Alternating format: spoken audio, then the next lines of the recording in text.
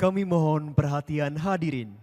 Acara Studium Generale akan segera dimulai.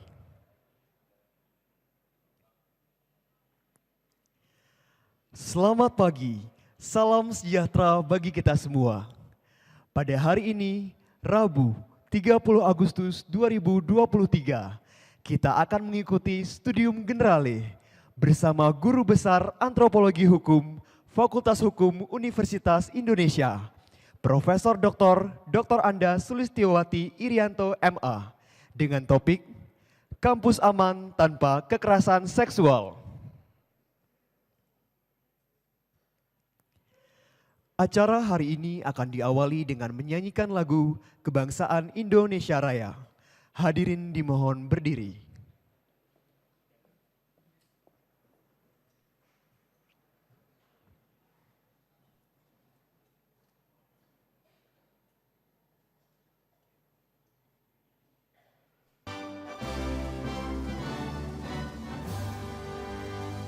Indonesia tanah airku, tanah tumpah darahku.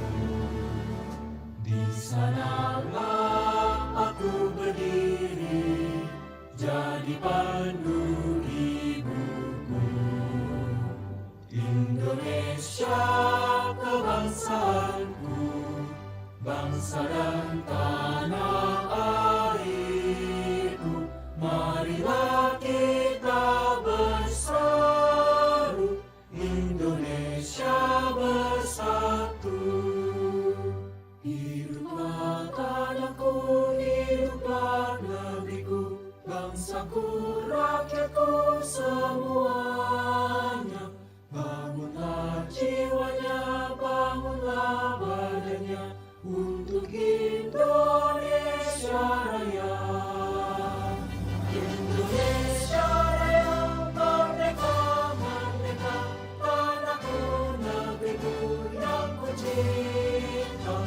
Indonesia Raya, merdeka, merdeka, hiduplah Indonesia Raya. Indonesia Raya, merdeka, merdeka, tanahku, negeriku yang ku cinta. Indonesia Raya, merdeka, merdeka, hiduplah Indonesia Raya. Hadirin disilakan duduk kembali. Selanjutnya, kita akan mengikuti penyampaian sambutan dari Sekretaris Institut Teknologi Bandung yang sekaligus akan membuka acara pada hari ini. Kami silakan dengan hormat Profesor Wijaya Martokusumo.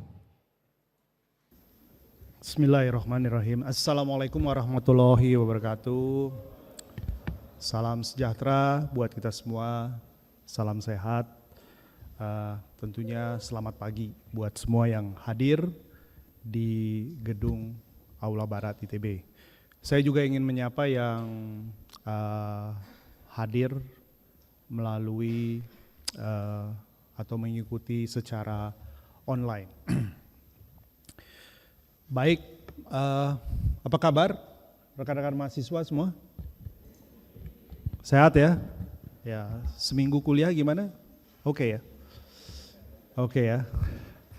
Baik, para hadirin dimanapun Anda berada, pada kesempatan yang berbahagia ini kita bertemu kembali di mata kuliah Studium Generale semester 1 2003-2024 dengan dengan narasumber kita kali ini adalah Ibu Profesor Profesor Dr. Anda Sulistiowati Irianto MA. Selamat datang Ibu Profesor Sulis. Beliau ini adalah guru besar antropologi hukum ya, dari Fakultas Hukum Universitas Indonesia. Terima kasih ya Ibu Prof sudah datang jauh-jauh dari Jakarta. Semoga ada semacam perubahan sedikit ya, udara Bandung ya insya Allah masih lebih baik dari Jakarta ya Bu ya. Baik, Pertama-tama tentu saja perkenalkan saya Wijaya Martokusumo atas nama Ibu Rektor, Profesor Reni Wirahadi Kusuma mengucapkan apresiasi dan perkenan Ibu untuk hadir pada acara Studium Generale ini ya. Ibu Prof. Sulis ini sudah pernah kemari ya bulan Mei 2023 lalu ya. Tapi pada kesempatan kali ini beliau hadir di tengah-tengah kita ya, termasuk di tengah rekan-rekan mahasiswa dari berbagai fakultas. Ibu, jadi di ITB ini ada 12 fakultas. Jadi mulai dari FMIPA, FTI, SAPPK, FTSL dan seterusnya sampai SBM ya. Nah, jadi saya kira topik hari ini sangat penting ya. Jadi kampus aman tanpa kekerasan seksual ya. Jadi isu ini 2 minggu belakangan ini sangat ramai ya di dunia di media massa maupun di sosial media, dan saya kira ini suatu kesempatan yang baik ya. Jadi kita bisa mendengarkan narasumber untuk berbicara hal yang penting. Argumennya adalah ITB ini wajib atau punya tugas untuk meningkatkan kualitas pendidikan ya. Nah, oleh karena itu mau tidak mau untuk bisa meningkatkan kualitas diperlukan kondisi yang kondusif ya. Nah, kampus aman tanpa kekerasan seksual itu menjadi suatu bagian yang tidak bisa dilepaskan. Baik, sesuai kelaziman nanti acara ini akan dipandu oleh Ibu Moderator, Ibu Ari ya. Terima kasih Ibu Ari yang sudah berkenan menjadi moderator acara hari ini. Tapi saya juga ingin memperkenalkan juga di sini juga hadir ada Ibu Profesor Herlin ya. Beliau adalah dari anggota atau dari tim ya, tim PPKS ITB yang dibentuk oleh Ibu Rektor di akhir tahun 2022 lalu ya. Kemudian juga para kolega dosen yang hadir pada kesempatan ini, terima kasih atas perkenannya. Tentu saja para pengampu mata kuliah Studium Generale yang hadir ya, kemudian juga Direktur Kemahasiswaan dan Direktur Humas yang hadir untuk mengikuti acara ini. Baik, sebelum diakhiri saya ingin mengucapkan sekali lagi terima kasih ya kepada Ibu Prof. Sulis yang hadir, kemudian juga dari pihak panitia yang sudah menyelenggarakan. Mohon maaf tidak bisa menyebutkan nama satu persatu. Terima kasih sekali lagi, dan dengan mengucapkan basmalah, Bismillahirrahmanirrahim, acara ini resmi dibuka. Terima kasih, saya kembalikan kepada moderator. Wassalamualaikum warahmatullahi wabarakatuh.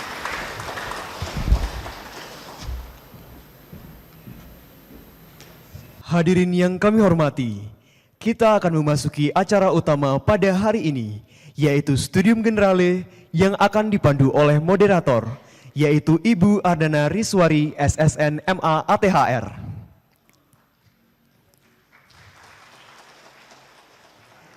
Ibu Ardana Riswari adalah art psychotherapist dan spokesperson Indonesia Regional Group di Australian, New Zealand, Asian Creative Art Therapist Association atau ANZACATA. Beliau juga merupakan dosen di Fakultas Seni Rupa dan Desain ITB yang tergabung dalam kelompok keahlian estetika dan ilmu-ilmu seni. Kepada Ibu Ardana Riswari, kami silakan. Baik, terima kasih banyak kepada MC. Assalamualaikum warahmatullahi wabarakatuh. Selamat pagi. Yang terhormat Bapak Wijaya. Saya biasanya manggilnya Pak Wi ya, jadi lupa ini Wijaya sebagai Sekretaris Institut. Yang terhormat Ibu narasumber, Bu Profesor Sulis, yang terhormat Bu Herlin sebagai Ketua Tim Satgas PPKS, dan para hadirin, para pengampu, juga dosen pengampu mata kuliah, beberapa dosen juga dari Direktorat Kemahasiswaan. Nama saya Ari, insya Allah saya akan memoderatori materi yang akan disampaikan oleh Ibu Profesor Sulis. Baik, sebelumnya saya akan membacakan dulu CV ringkas dari Ibu Sulis. Jadi Ibu Profesor Dr. Anda Sulistiowati Irianto MA adalah profesor dalam bidang antropologi hukum di Fakultas Hukum Universitas Indonesia. Ia aktif mengembangkan studi gender dan hukum dan juga social legal studies. dan berjejaring dengan dunia aktivisme terkait kedua bidang tersebut. Ia banyak menulis buku, artikel jurnal, dan tulisan di koran Kompas dalam bidang hukum dan masyarakat, keadilan perempuan, dan masalah perguruan tinggi. Beberapa penghargaan yang diperolehnya diantaranya adalah Cendekiawan Berdedikasi dari Kompas tahun 2014, Sutandio Wigno Subroto Award dari Universitas Airlangga tahun 2015, dan Humanity Award dari International Forum for Peace and Human Rights dari Sandia Institute bekerja sama dengan Erasmus Swiss, The Netherlands Embassy tahun 2019. Tanpa berpanjang, saya akan mengundang Ibu Profesor Sulis untuk naik ke atas panggung.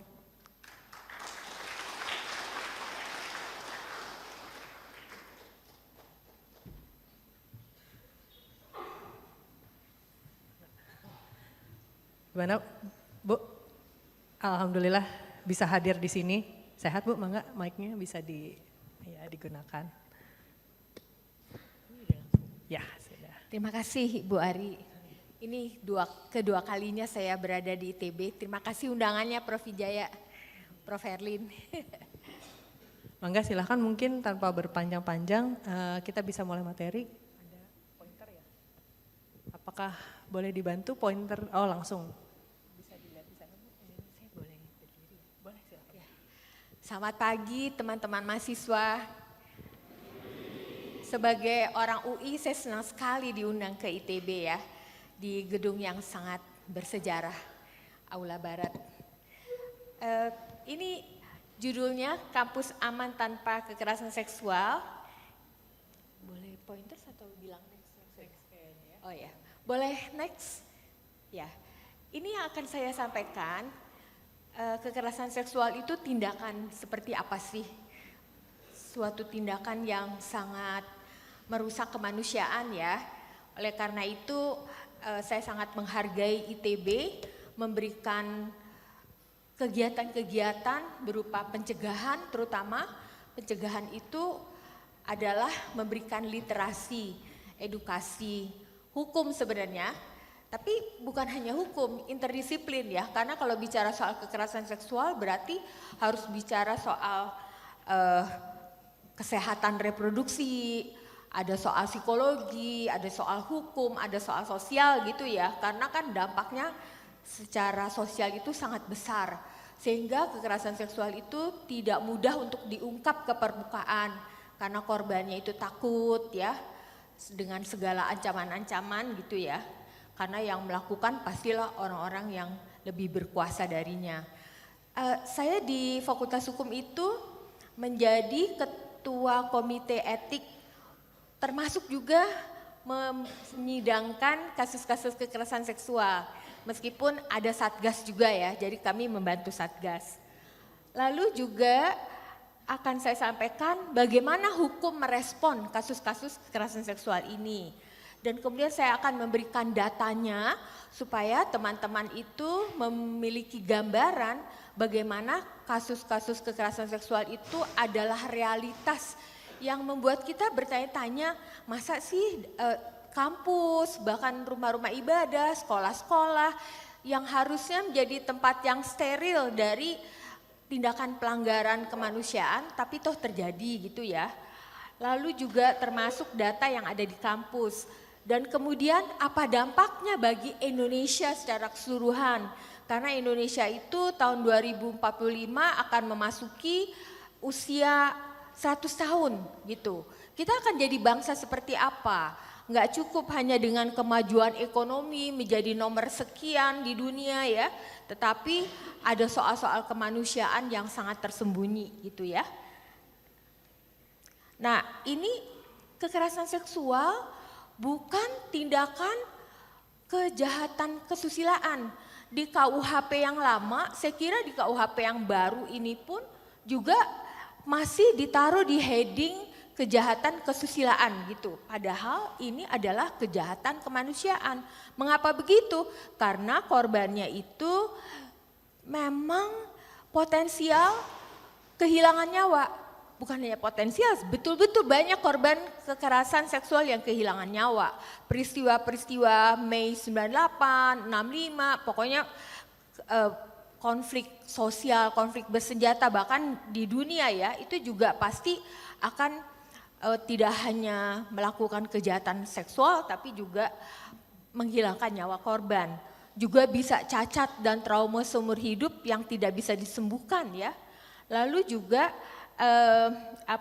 ini di KUHP dianggap kejahatan kesusilaan karena kan hukum itu tidak bisa mudah berubah meskipun masyarakat udah teriak-teriak gitu ya, tapi yang menjadi hukum itu adalah keputusan politik. Jadinya kita juga nggak berhasil mengatakan ini adalah kejahatan kemanusiaan. Nah, kita itu punya Undang-Undang 12 2022 yang selama 12 tahun di parlemen tidak kunjung disahkan.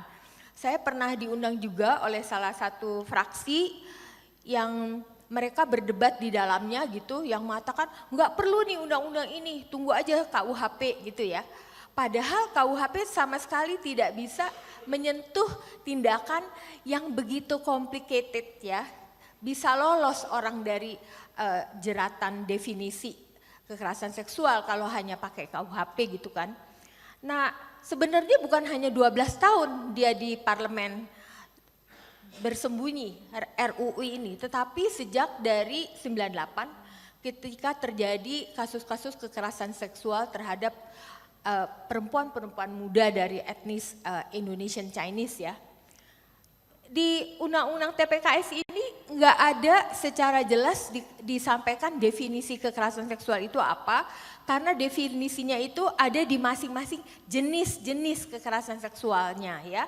Tapi sebenarnya definisi ini dirumuskan oleh teman-teman gerakan perempuan, gerakan masyarakat sipil yang mereka itu sungguh-sungguh memiliki pengalaman karena para korban datang kepada mereka sehingga mereka jadi bisa merumuskan kekerasan seksual itu apa gitu ya. Memang sangat kompleks, sangat detail supaya tidak ada tindakan yang bisa lolos dari definisi ini gitu. Nah, tetapi saya mencoba mengabstraksikan ya. Jadi di Undang-Undang TPKS itu kekerasan seksual adalah perbuatan seksual yang ditujukan terhadap tubuh, keinginan seksual dan atau organ reproduksi dengan maksud merendahkan harkat dan martabat seseorang berdasarkan seksualitas dan atau kesusilaannya. Lalu kita itu punya untungnya ya Permendikbud yang lahir 1 tahun sebelumnya yang definisinya ini lebih lengkap. Dan inilah sebetulnya definisi yang dirumuskan oleh kawan-kawan dari gerakan perempuan di Indonesia. Jadi Indonesia bisa jelek dalam banyak bidang tetapi dalam hal gerakan masyarakat sipilnya termasuk gerakan perempuannya kita sangat luar biasa sih di Asia ya. Lihat deh di negara-negara sekitar kita mungkin hanya Filipina yang gerakan masyarakat sipilnya begitu kenceng gitu ya, menjaga demokrasi, menjadi check and balances bidang-bidang kemanusiaan, korupsi gitu ya. Kita lihat ya definisinya seperti apa. Setiap perbuatan merendahkan, menghina, melecehkan dan atau menyerang tubuh dan atau fungsi reproduksi seseorang karena ketimpangan relasi kuasa atau gender. Nah, jadi udah disampaikan ketimpangan relasi kuasa atau gender yang berakibat atau dapat berakibat penderitaan psikis, fisik termasuk yang mengganggu kesehatan reproduksi seseorang. Tapi karena ini Permendikbud maka ditambahin lagi kalimat dan hilang kesempatan melakukan pendidikan tinggi dengan aman dan optimal. Karena banyak kasus-kasus dari berbagai universitas yang tercover di media massa cuman sedikit, banyak mahasiswa yang menjadi tidak bisa menyelesaikan kuliahnya karena menjadi korban. Karena orang yang melakukannya itu adalah dosennya, pembimbing skripsinya dan lain-lain ya. Jadi mereka kehilangan kesempatan-kesempatan ini. Kalau secara textbook, tindakan kekerasan seksual itu unsurnya ada 2. Jadi kalau 2 unsur ini tidak ada berarti, atau salah satu tidak ada berarti bukan tindakan kekerasan seksual ya. Yang pertama itu ketiadaan konsen. Jadi korbannya tidak memberikan persetujuan, tidak memberikan kesukarelaan, ya. Nah, tetapi apabila korbannya itu berada di bawah umur, anak-anak, mengalami disabilitas ya, lalu juga sedang sakit atau dibuat tidak berdaya, dikasih minuman macam-macam supaya tidak berdaya gitu ya. Lalu si korban tidak memberikan reaksi apa-apa. Jadi no choice to voice and to act. Jadi dia diam aja gitu. Ini tetap tindakan terhadapnya harus dianggap ada. Tindakan kekerasan seksual harus tetap dianggap ada meskipun korbannya diam saja karena keadaan-keadaan khusus tadi. Karena anak-anak, karena tidak bisa bicara, karena tidak berdaya gitu ya. Jadi kalau mereka tidak melawan bukan berarti konsen diberikan gitu. Lalu yang kedua adanya relasi kuasa, ini pasti. Jadi korban itu berada di bawah kuasa dari pelakunya. Jadi pemaksaan yang tidak ada persetujuannya itu adalah kejahatan. Kalau orang memaksa itu adalah kejahatan, ya. Artinya di situ ada tindakan kriminalitas gitu ya. Jadi dua unsur ini yang menandakan suatu tindakan adalah kekerasan seksual. Nah, tapi mengapa RUU tindak pidana kekerasan seksual ini sampai lama sekali ada di DPR ya? Karena selalu dipolitisasi, diberi miskonsepsi ya, apalagi diberitakan di media sosial sama seperti yang ITB alami kemarin. Jadi selalu UI juga mengalami itu. Ketika UI membuat acara semacam ini untuk mahasiswa baru, lalu ada politikus yang bikin video UI mengajarkan free sex gitu kepada mahasiswanya. Selalu. Jadi Profi tenang aja, kita memang mengalami semacam itu juga. Miskonsepsinya seperti apa? Mereka mengatakan kalau tanpa konsen tidak boleh, berarti kalau ada konsen boleh dong. Kalau gitu undang-undang ini melegalkan free sex dong, melegalkan seks bebas gitu ya. Itu yang mereka katakan. Sehingga RUU ini lama ada di DPR. Lalu ada relasi kuasa, berarti kalau korbannya diam, dia mau dong gitu kan. Selalu kayak gitu. Kemudian di Permendikbud itu juga ada ini kan, larangan untuk memperlihatkan organ tubuh gitu ya. Ini apa sih kayak gini? Padahal sebenarnya yang dimaksud adalah untuk mencegah terjadinya tindakan yang eksibisionis. Teman-teman tahu ya, eksibisionis itu memperlihatkan organ reproduksi, lalu para perempuan yang ada di situ teriak-teriak gitu ya. Nah itu yang sebetulnya ingin dicegah, nggak boleh gitu ya. Kemudian juga pokoknya pada prinsipnya dilekati tafsir misoginis. Misoginis itu pandangan yang membenci atau menyalahkan korban. Salah sendiri korban, bajunya mini gitu ya, jadinya jadi korban deh. Salah sendiri, pulangnya malam. Padahal data statistik menunjukkan bahwa korban kekerasan seksual ini bisa anak-anak yang umurnya 1 tahun, 3 tahun, bisa yang sudah 75 tahun, yang pakai bajunya selalu tertutup. Saya di Fakultas Hukum ya, itu membela mahasiswa saya tidak berhasil tapi karena belum ada undang-undangnya, karena nggak ada bukti segala macam, yang korbannya semuanya pakai jilbab gitu. Mahasiswi cantik-cantik pakai jilbab. Jadi nggak ada hubungannya kekerasan seksual dengan pakaian. Itu mitos gitu ya. Kita lihat sekarang secara lebih mendalam undang-undang TPKS ya. Ini kalau di Fakultas Hukum tuh emang mesti baca sih teksnya ya. Jadi saya baca aja ya, jangan bosen ya. Asas dan tujuannya penghargaan harkat dan martabat manusia, non-diskriminasi, kepentingan terbaik bagi korban, keadilan, kemanfaatan, dan kepastian hukum. Jadi asas dan tujuan undang-undang ini mengapa dibuat adalah itu semua ya. Penghargaan harkat dan martabat kemanusiaan. Nggak boleh manusia itu diperlakukan, dirusak kemanusiaannya dengan tindakan kekerasan seksual. Tujuannya mencegah, menangani, melindungi, memulihkan, menindak pelaku, mewujudkan lingkungan bebas kekerasan seksual. Jadi ruang lingkupnya itu semua ya, pencegahan, penanganan, pelindungan, pemulihan, dan penindakan. Nah yang kedua ini penting sekali, penghapusan kekerasan seksual merupakan kewajiban negara.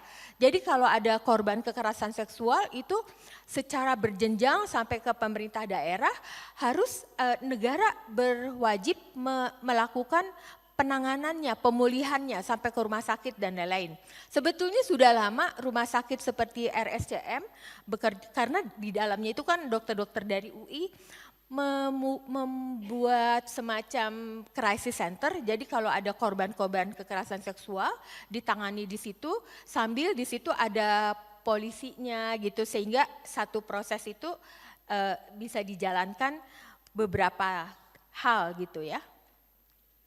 Nah ini semua detail-detail dari Undang-Undang Nomor 12, penanganannya bentuknya macam-macam tuh, layanan hukum, macam-macam ya, sampai layanan kesehatan, psikologis, lalu juga perlindungannya, kerahasiaan identitas itu penting sekali. Jadi nggak boleh diberitakan namanya, fakultasnya gitu ya, karena itu akan mempengaruhi korban. Kalau dia udah lulus dari ITB berapa puluh tahun kemudian, orang masih bisa tahu dia, oh dia dulu pernah jadi korban gitu. Itu sangat melukai ya. Lalu perlindungan dari kehilangan pekerjaan. Nah ini juga nih, karena ada catatan siapa namanya gitu, dia bisa berisiko kehilangan pekerjaan, pendidikan lebih lanjut, akses politik ya. Dan memang menjadi hak dari korban untuk dilindungi privasinya gitu ya. Lalu juga perlindungan dari ancaman berikutnya ya, dari aparat penegak hukum yang merendahkan. Ini penting banget. Selalu aparat penegak hukum itu tidak punya literasi tentang kekerasan seksual, tentang korban, tentang apalagi studi-studi perempuan ya. Sehingga mereka itu kalau bertanya ada SOP yang sangat merugikan korban. Misalnya kalau sampai terjadi perkosaan. Karena hukum pidana kita itu kan memang secara kesejarahan datang dari Perancis yang dibuat oleh orang-orang yang keluar dari penjara. Ibu Herlin lulusan Perancis ya, tahu banget sejarahnya itu. Lalu mereka yang tadinya itu penguasanya itu bisa sewenang-wenang menghukum orang-orang yang melawan, kemudian orang-orang ini memiliki kebebasan, lalu bikin azasnya itu melindungi pelaku gitu. Jadi jangan penguasa itu bisa sewenang-wenang terhadap rakyatnya. Sehingga ada adagium mengatakan lebih baik melepaskan 10 penjahat daripada salah menghukum 1 orang. Salah hukum gitu ya. Nah, jadi itulah yang diwarisi oleh hukum pidana Belanda, lalu dibawa ke Indonesia, lalu dibawa ke Timor Leste. Jadi prinsipnya itu memang kurang memberi perhatian kepada korban gitu ya.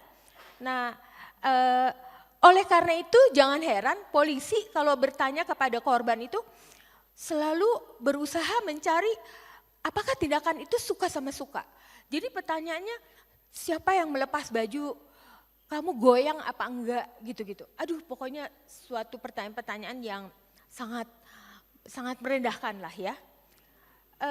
Pelindungan dari tuntutan atas TPKS yang dilaporkan ini juga penting. Kan banyak kasus-kasus di mana korban malah dituduh mencemarkan nama baik gitu.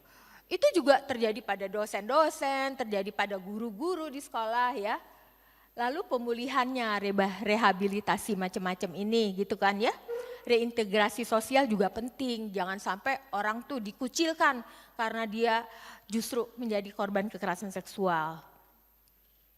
Nah mari kita lihat sebenarnya jenis-jenis kekerasan seksual itu ada 15 disampaikan oleh teman-teman gerakan perempuan ya. Tetapi seperti biasa di parlemen itu kan banyak politikus yang so tahu ya.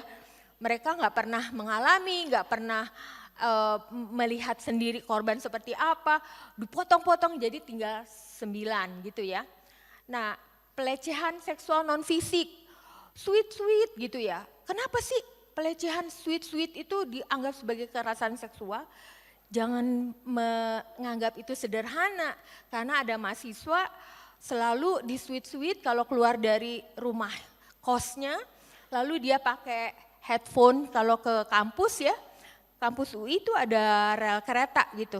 Suatu ketika entah gimana dia nggak dengar kereta datang dan dia kehilangan nyawanya tuh, hanya karena sweet gitu. Jadi sweet itu bukan sederhana ya, gitu ya. Pegang-pegang, kan tidak tidak ada persetujuan dari orang yang dipegang-pegang. Itu udah pelecehan seksual ya. Lalu yang fisik tuh ya, yang pegang-pegang ya. Lalu pemaksaan kontrasepsi.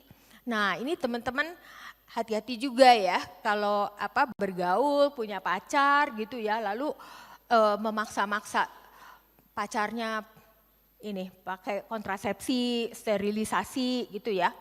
Pemaksaan perkawinan.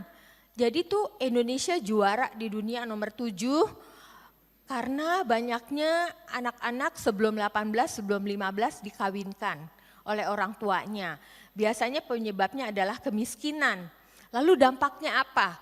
Anak-anak ini belum siap organ reproduksinya, ya kematian gitu. Kematian atau terjebak dalam kemiskinan karena mereka pasti DO dari sekolah ya. Nah, ini juga menjadi jenis dari kekerasan seksual. Penyiksaan seksual, eksploitasi seksual. Ini terjadi di konflik-konflik bersenjata atau konflik kerusuhan sosial seperti di 98. Kalau teman-teman bisa buka internet itu ada tim pencari fakta, tim gabungan pencari fakta yang menemukan ada ratusan perempuan menjadi korban dari kekerasan seksual. Bukan diperkosa oleh orang, tetapi dengan benda-benda tumpul, dengan pistol ditembak gitu, organ reproduksinya ditembak. Atau ada Ita Martadinata, anak belasan tahun, yang dia diperkosa dengan, perkosa dalam tanda kutip, dengan botol dipecahin, terus itu ke organ reproduksinya ya. Jadi teman saya, namanya Ita juga, Ita Nadia itu mengambil satu-satu pecahan-pecahan itu dengan pinset. Jadi itu memang jahat sekali ya. Perbudakan seksual. Oh ada saja kalau teman-teman mau baca, meskipun anak teknik tuh ada juga yang suka baca novel yang baik tuh adalah yang didasarkan pada pengalaman-pengalaman masyarakat ya. Bagaimana perbudakan seksual itu terjadi ya, anak-anak dari 10-11 tahun dibawa dari kampung-kampungnya di negara-negara di Asia Selatan, kemudian dipekerjakan sebagai pekerja seks gitu ke kota-kota di Asia lain, di India gitu. Dan mereka sebelum umur 18 tahun banyak yang mati karena macam-macam penyakit kelamin ya. Itu juga termasuk kekerasan seksual. Lalu kekerasan seksual berbasis elektronik, ini juga berbahaya. Apalagi anak-anak ya yang berkenalan melalui Facebook, Instagram dan lain-lain. Lalu mengadakan pertemuan-pertemuan. Jadi di fakultas saya ada, di jurusan saya bahkan ada klinik hukum perempuan dan anak. Itu kami pernah menangani seorang perempuan yang ketemu dengan laki-laki yang dikenalnya dari Facebook, lalu laki-laki itu memaksakan hubungan, kemudian akan memaksakan lagi yang kedua, tapi makan dulu di tempat soto atau apa, lalu anak perempuan itu tiba-tiba saja memotong organ reproduksi dari si laki-laki ini, dan yang dipenjara adalah si perempuan ini gitu. Kekerasan seksualnya hilang dari sidangnya.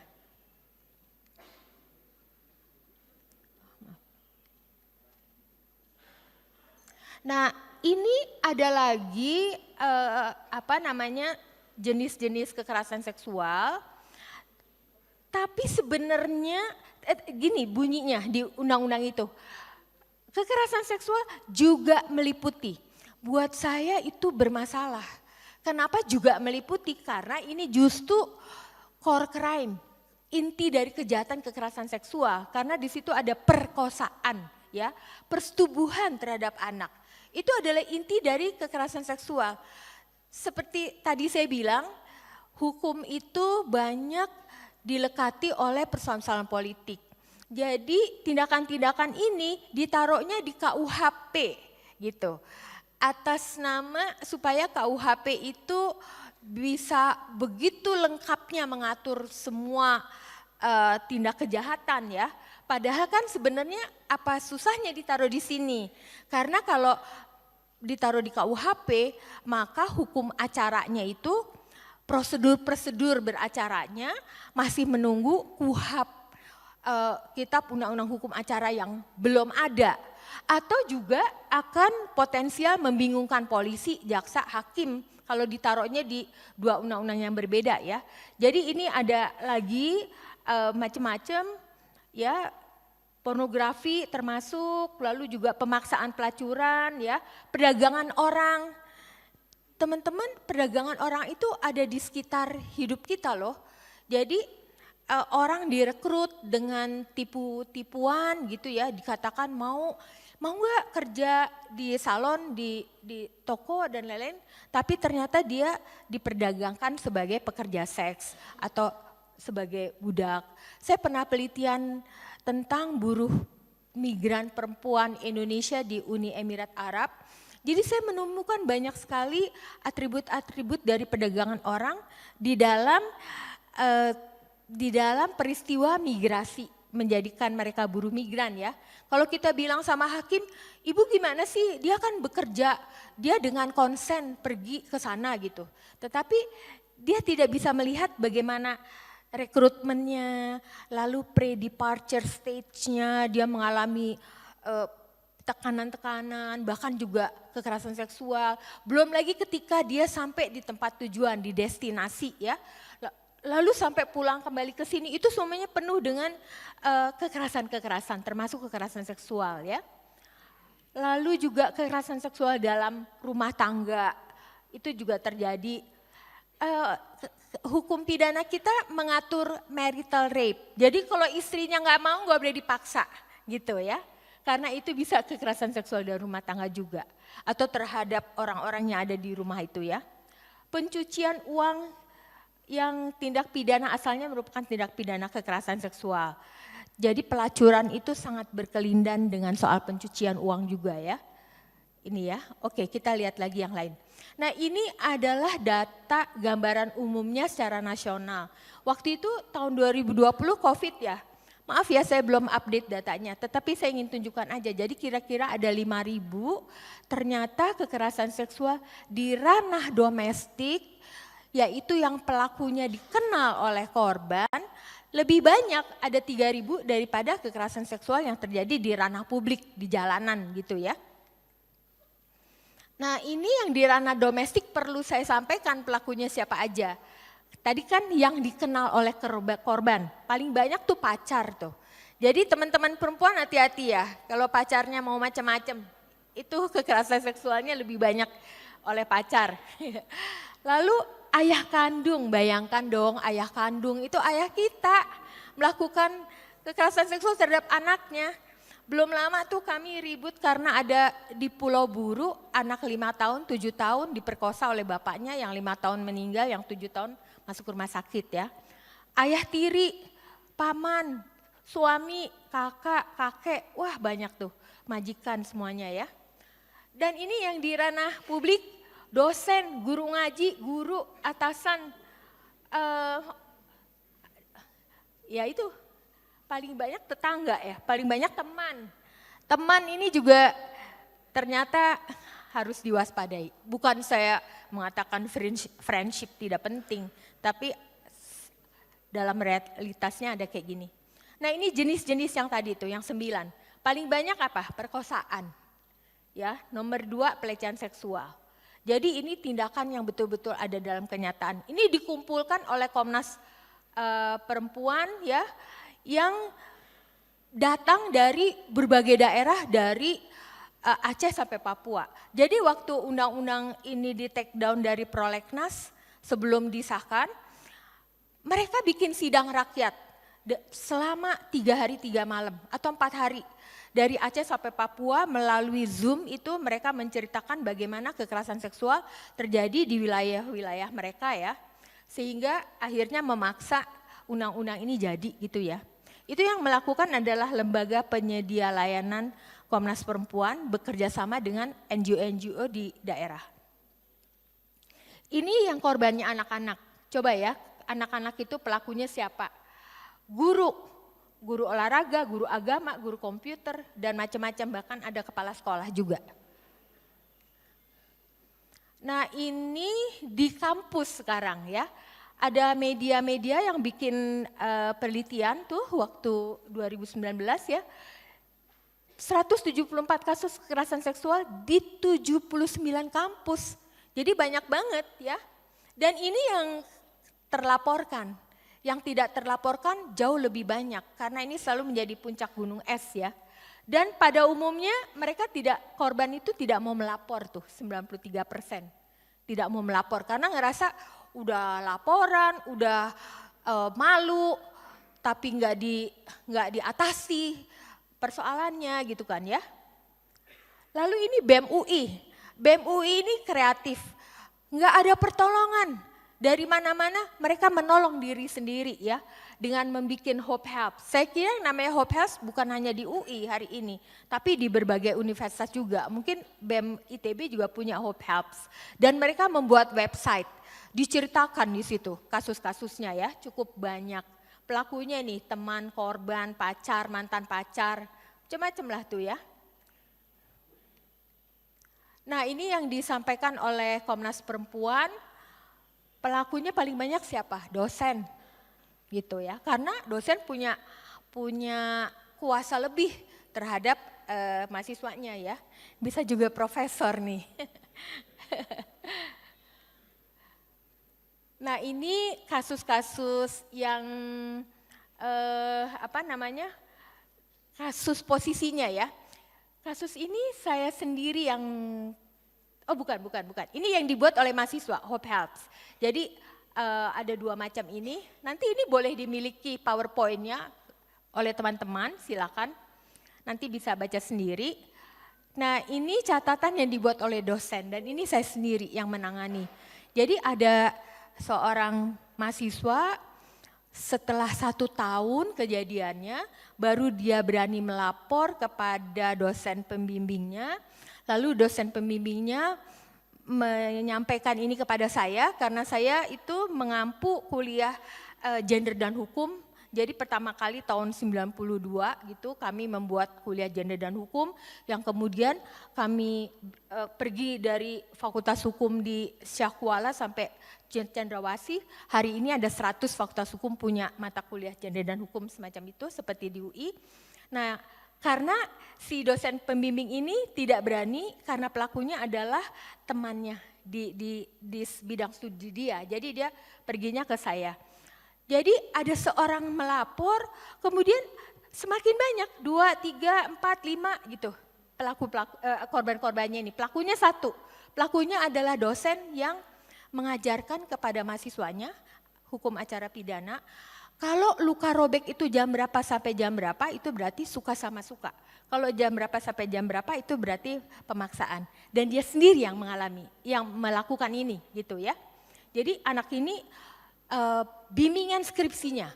Ada nggak mahasiswa yang berani nolak? Kalau dosennya bilang bimbingannya di apartemen saya ya, datang ya ke rumah saya gitu. Nggak ada yang berani kan? Kalian kuliahnya hari Sabtu aja ya, sore ya jam sekian. Ada nggak mahasiswa yang berani nolak? Kalau dosennya bilang kayak gitu, nggak ada yang berani. Karena ada kuasa, relasi kuasa. Jadi setelah itu kejadian, lalu sukar sekali untuk mengatasi karena teman-teman sesama dosen juga agak gimana gitu karena teman ya. Lalu saya akhirnya membuat konsorsium lawyer, LBH Jakarta, LBH Apik dan LKBH fakultas-fakultas hukum yang ada di Jakarta. Tetapi kami tidak bisa membela anak ini karena hukum acaranya mengatakan pembuktiannya dibebankan kepada korban. Harus ada luka robek, harus ada sperma, harus ada 2 saksi. Ya itu nggak bisa dipenuhi oleh korban karena sudah lama berlangsung baru dia lapor. Jadi bukti-buktinya udah hilang gitu ya. Nah itu teman-teman kesulitannya bagi korban. Lalu ini pernah ada di Tempo ya, pelakunya 1 orang, korbannya banyak sekali ya.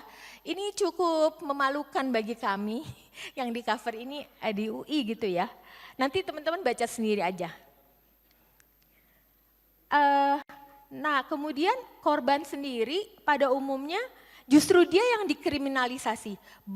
Terlalu banyak contoh bagaimana korban justru disidangkan karena pencemaran nama baik gitu ya. Nah kemudian kasus-kasus tadi itu implikasinya apa buat Indonesia secara keseluruhan. Jadi itu kita sebagai negara anggota PBB selalu diberi ranking-ranking dalam banyak bidang ya, termasuk dalam indeks pembangunan manusia. Jadi kita lihat Indonesia tuh rankingnya 107 dari 189 negara dalam hal pembangunan manusia. Itu kan jelek banget ya sebagai negara yang akan 100 tahun ya. Lalu ini ada indeks pembangunan gender secara khusus ya. Indonesia itu di ASEAN nomor 9 dari 10 negara. Enggak bagus sih kan ya. Lalu ada indeks ketimpangan gender. Ukurannya adalah kesehatan, perkawinan anak ya. Karena ini semua tindakan-tindakan yang termasuk areas of concerns dari SDGs, Sustainable Development Goals yang tahun 2030, harusnya negara-negara itu sudah memenuhi semua capaian-capaian, tetapi kayaknya sih sampai tahun 3000 belum tentu bisa kita ya. Ini pendidikan penduduk dengan pendidikan menengah, itu yang diinginkan di SDGs adalah pendidikan berkualitas. Sementara kita masyarakat Indonesia, teman-teman mahasiswa di sini adalah manusia terpilih karena pada rata-ratanya penduduk Indonesia itu pendidikannya apa coba? SMP kelas 1. Ya, jadi teman-teman itu bersyukurlah jadi mahasiswa ITB, udah semester 3 lagi kan. Dan di sini Indonesia rankingnya 110 dari 191 negara. Gitu ya, indeks ketimpangan gender. Jadi perempuan itu, ini ada di sini indeksnya. Perempuan itu kualitasnya sebagai manusia itu lebih rendah daripada laki-laki. Aduh, aku nggak bisa balikin. Gitu ya. Mana ya yang tadi ada laki-lakinya? Oke, ya sudah, ini ya. Nah, jadi itu kita sebagai universitas harus mengupayakan supaya tidak ada lagi kekerasan seksual di kampus. Kenapa? Karena universitas itu adalah rumah produksi ilmu pengetahuan, tempat masyarakat bertanya. Jadi katanya di dunia ini ada 2 kerajaan besar. Pertama adalah kerajaan keadilan yang pintu gerbangnya dijaga oleh hakim. Jadi kalau hakim melakukan kejahatan, korupsi, maka tidak ada maafnya. Yang kedua adalah kerajaan kebenaran yang pintu gerbangnya dijaga oleh para ilmuwan di universitas. Jadi betapa mulianya sebenarnya orang-orang yang bersedia jadi ilmuwan. Meskipun gajinya paling sedikit ya di Asia kali itu ya. Gaji dosen paling sedikit itu di Indonesia. Bahkan misalnya kalau di Fakultas Kedokteran UI itu kenapa mahasiswa bisa jadi dokter sementara subsidi dari pemerintah kecil sekali, uang kuliahnya sedikit sekali, lalu sisanya siapa yang nutup? Dosen-dosen yang bersedia dibayar murah gitu ya. Nah jadi betapa mulianya tuh orang-orang yang bersedia jadi dosen, jadi ilmuwan, kerjanya 24 jam, nggak bisa dia pulang ke rumah jam 6 langsung leyeh-leyeh, nggak bisa. Harus menyiapkan kuliah buat berikutnya. Belum lagi mimpinya aja tentang penelitiannya di laboratorium. Karena dia harus bikin artikel jurnal dan lain-lain gitu ya. Jadi nggak boleh ada tindakan yang tragedi kemanusiaan berupa kekerasan seksual. Sangat-sangat memalukan ya. Nah jadi senang sekali ITB punya Satgas pencegahan dan penanganan kekerasan seksual. Jadi teman-teman harus berani speak up kalau ada temannya yang menjadi korban, karena kalau nggak ada yang speak up maka nggak bisa diatasin gitu ya.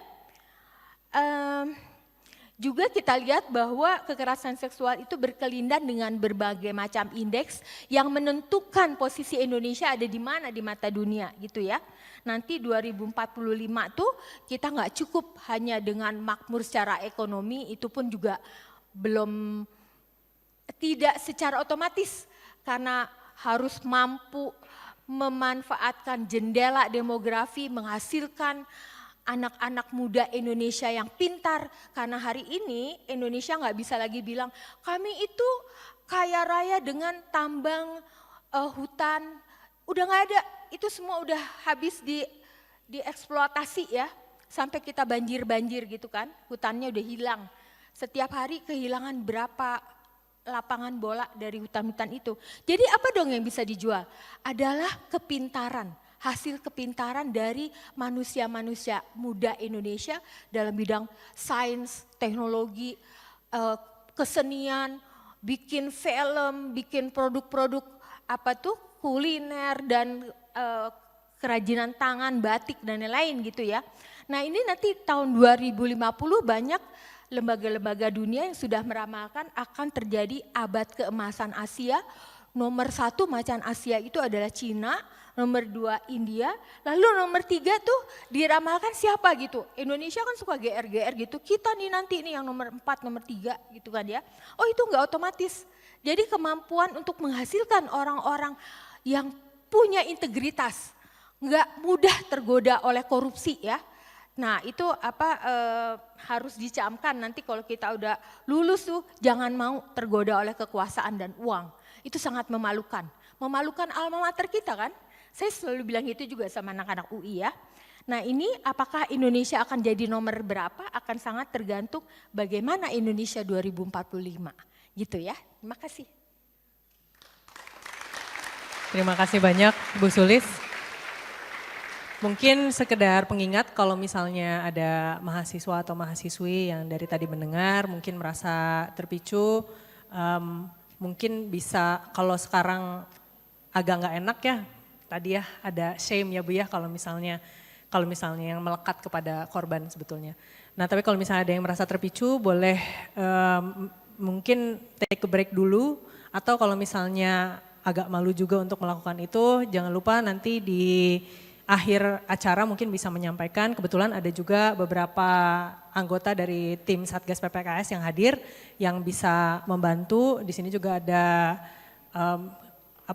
dari Direktorat Kemahasiswaan, ada juga dari bimbingan konseling yang mungkin nanti kalau misalnya butuh bisa dibantu. Di depan saya ini juga ada ex-banner Bu Sulis, ini ex-bannernya Satgas. Kalau misalnya melihat ini ada nomor teleponnya juga ya kalau misalnya butuh untuk menghubungi karena ya mungkin merasa terpicu dari materi hari ini. Memang sensitif ya Bu ya, tidak selalu sulit lah ya, tidak pernah mudah untuk menyampaikan hal-hal seperti ini. Begitu. Lalu di acara selanjutnya adalah acara tanya jawab. Saya mau menyerahkan langsung kepada mahasiswa karena kalau saya nanti yang bertanya panjang Bu Sulis ya. Silahkan untuk mahasiswa yang hadir di sini ataupun yang hadir di Zoom, kalau hadir di sini boleh mengacungkan tangan, mungkin nanti ada mic yang terdekat. Dan kalau misalnya ada di Zoom boleh raise hand dan bertanya langsung atau melalui kolom chat Zoom nanti akan saya bacakan insya Allah. Nanti kalau misalnya mau bertanya silahkan disampaikan nama, NIM dan pertanyaannya. Kalau bisa tidak terlalu panjang intronya ya, langsung kepada inti pertanyaannya saja. Karena waktunya cukup terbatas dan sepertinya juga mungkin ini adalah topik yang cukup menarik gitu ya untuk para mahasiswa sebagai dewasa muda. Mangga silahkan kalau misalnya ada yang ingin bertanya. Mungkin kalau misalnya ada yang di Zoom.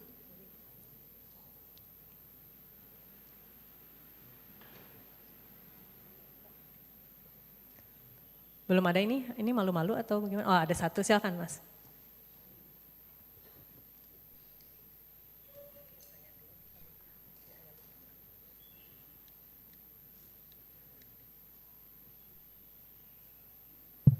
Oke, cek bismillah. Assalamualaikum, selamat pagi Bapak Ibu, Prof. Sulistiawati yang saya hormati. Perkenalkan, saya Fadlin Tarigan, Prof. dari STEI, Tenaga Listrik. Kebetulan eh, kebetulan kakak saya seorang psikolog, jadi kami sering diskusi banyak tentang kekerasan seksual ini, Prof. Saya sedikit termantik ya tentang perspektif hukum tentang kekerasan seksual ini. Tadi kan kita sudah banyak lihat data ya Prof ya, bahwa pelaku itu mostly dari kami pria gitu Prof. Tapi kemarin saya juga sempat, kita juga tahu ada kasus Dikta Prof, vokalis Yovie and Nuno ya kalau nggak salah, Dikta, itu dia mengalami pelecehan ketika konser gitu Prof. Dan mungkin ada dikta-dikta lainnya di luar sana yang tidak terinput di dalam data. Nah, kira-kira preventive action dari sisi legal, hukum, ini kedepannya bagaimana Prof? Kepada pria, kaum wanita. Karena kalau kita berbicara hukum itu kan dari saya ya perspektifnya itu seperti eksekutor after event ya gitu. Sementara yang kita mau, oke, dari psikologi sudah membahas ada preventive actionnya begini-begini, tapi dari sisi hukum bisakah kita canangkan juga atau kita desain preventive action baik dari sisi kaum pria maupun wanita supaya lebih tereducated gitu. Thank you Prof.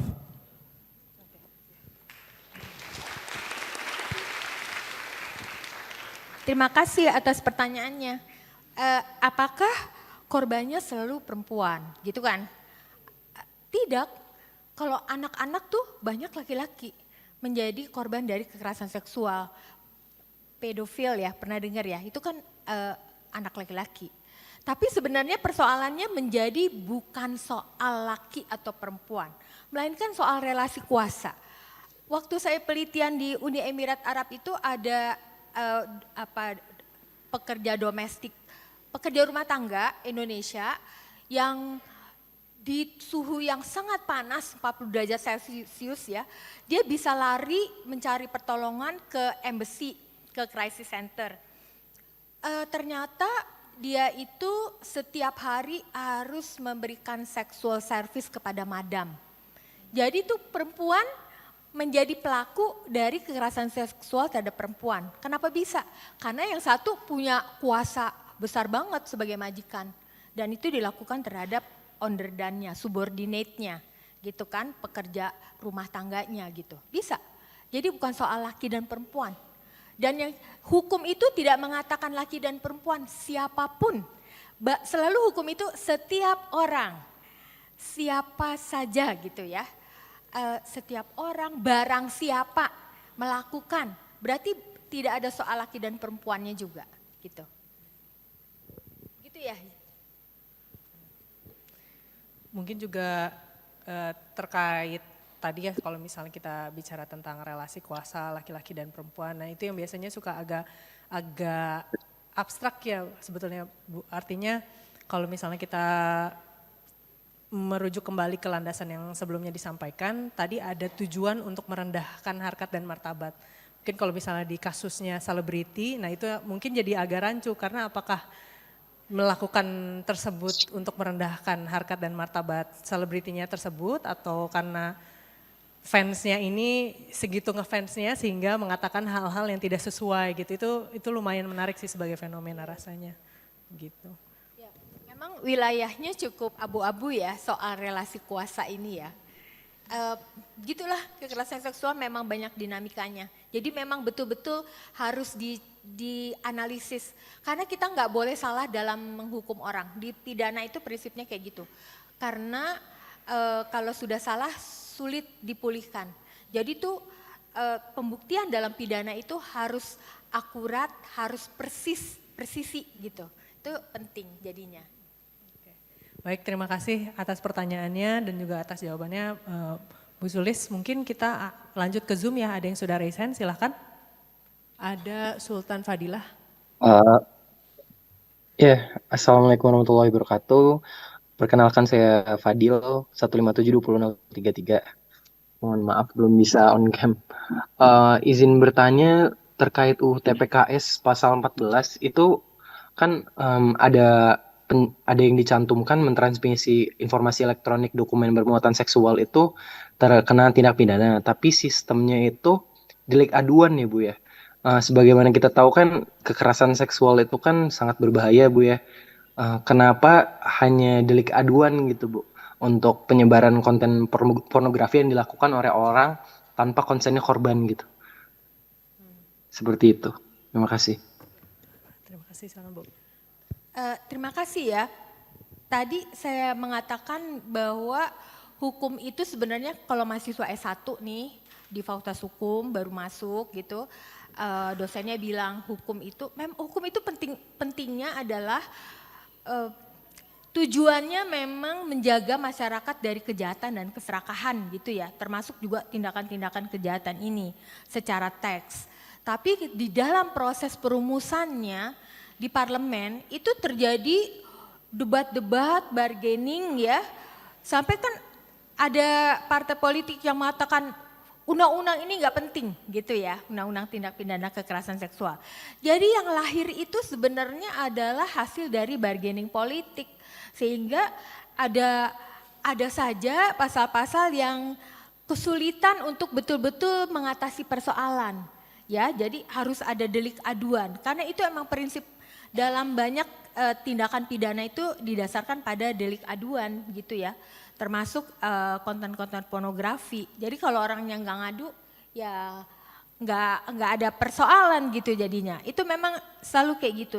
Oleh karena itu harus ada kewajiban moral dari warga masyarakat apabila melihat maka dia harus bertanggung jawab. Karena kalau seseorang melihat kejahatan dia diam saja, berarti dia ikut melakukan kejahatan itu. Itu prinsipnya. Berarti di dalam hal ini bukan hanya korban yang harus mengadu gitu ya Bu ya, tapi saksi juga ya. Dan ini juga mungkin menghindari apa yang kalau mungkin anak-anak muda sekarang termasuk mahasiswa sudah tahu ya tentang bystander effect itu ya Bu ya. Yang abai kalau misalnya menyaksikan atau melihat atau mungkin mencurigai adanya kekerasan seksual di sekitar. Baik. Saya boleh tambahkan lagi ya soal tadi konten pornografi. Ada lulusan, jadi ada mahasiswa di kelas saya ketika saya menjelaskan soal kekerasan dan lain-lain gitu, dia berpikir Ibu Sulis menjelaskan untuk orang lain gitu ya, kekerasan dalam rumah tangga. Nggak mungkin itu terjadi pada saya. Tapi ternyata dia setelah dia menikah itu terjadi padanya. Kenapa? Karena dia itu disengaja dijebak oleh pacarnya, dibuatkan video secara diam-diam sedang melakukan apa gitu ya. Kan lalu diancam, kamu mau sama saya atau video ini saya sebarin. Nah kayak gitu, apa coba? Mahasiswa atau bahkan dia sudah jadi sarjana hukum ya, sudah jadi lawyer, dia tidak punya pilihan kecuali mengatakan iya kepada laki-laki itu. Dan kemudian di dalam perkawinannya, begitu dia kawin, dia mengalami semua siksaan dari suaminya itu. Gitu. Oke, ini juga mungkin jadi perhatian ya bahwa ya di sekitar kita sekecil apapun kalau misalnya memang melihat gitu ya ada kecurigaan, lebih baik mungkin disampaikan. Kalau tidak langsung ke Satgas mungkin Ibu ya bisa ke orang lain yang terdekat yang mungkin bisa dipercaya atau orang yang punya kuasa agak tinggi, relasi kuasa agak tinggi, mungkin dosen wali atau dosen pembimbing dan lain sebagainya. Baik, mungkin ada pertanyaan lanjutan? Ya silakan. Mic terdekat silakan, ada di situ.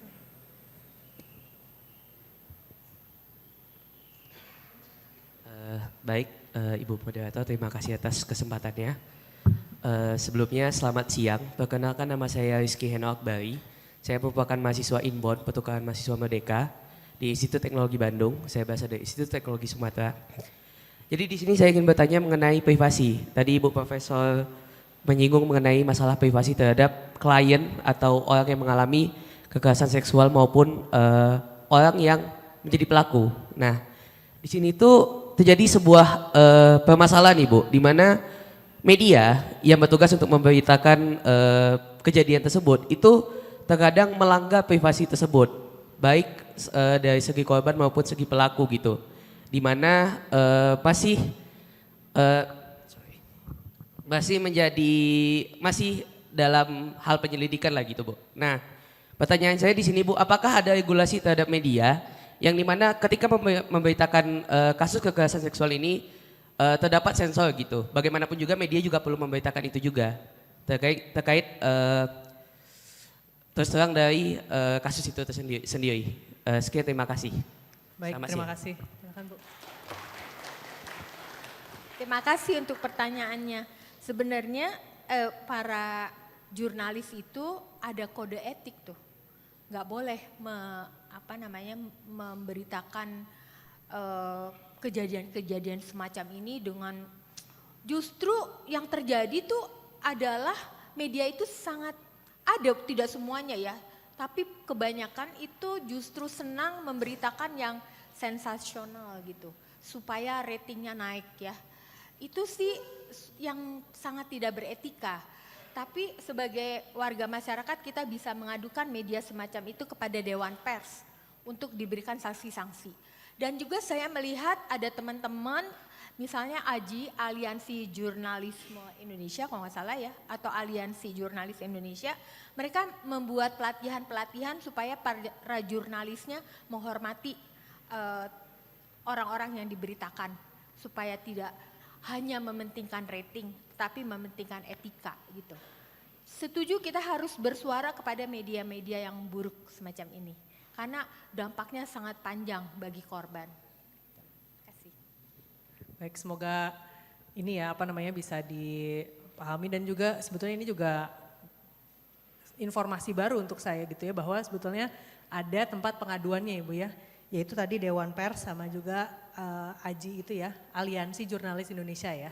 Baik, mungkin bisa dicatat nih nanti ya kalau misalnya teman-teman melihat ada pemberitaan yang kurang baik gitu ya atau tidak etis gitu ya terkait kekerasan seksual gitu ya, yang ya mungkin mengenai atau terkait dengan orang-orang di sekitar teman-teman atau juga di luar, bisa saja juga melaporkan atau mengadukan ke sana. Baik, mungkin ada pertanyaan lanjutan. Oh silakan, ada Mas di sebelah sana dulu ya, mohon maaf. Silakan Mas. Iya betul.